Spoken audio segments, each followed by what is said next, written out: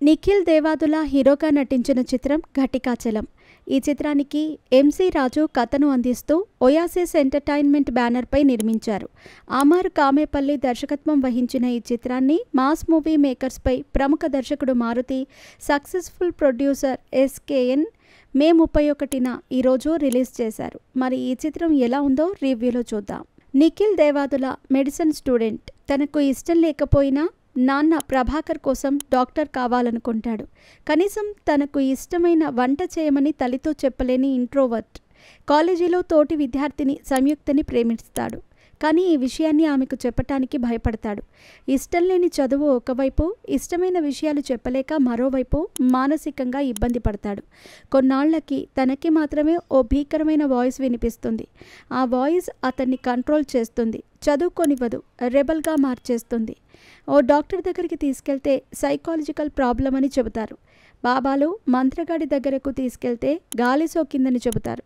కౌశిక్తో మాట్లాడుతున్న వాయిస్ కొన్నేళ్ల క్రితం చనిపోయిన ఘటికాచలంది అని తెలుస్తుంది.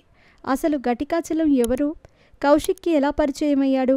ఇంతకీ కౌశిక్కి దెయ్యం పట్టిందా లేదా మెంటల్ ప్రెషర్తో అలా మారిపోయాడా? చివరకు కౌశిక్ ఆరోగ్యంగా బయటపడ్డాడా లేదా అనేది తెలియాలంటే సినిమా చూడాల్సిందే. చైల్డ్ ఆర్టిస్ట్గా పలు సినిమాలతో ఆకట్టుకున్న నిఖిల్ దేవాదులకి హీరోగా తొలి చిత్రం ఇది.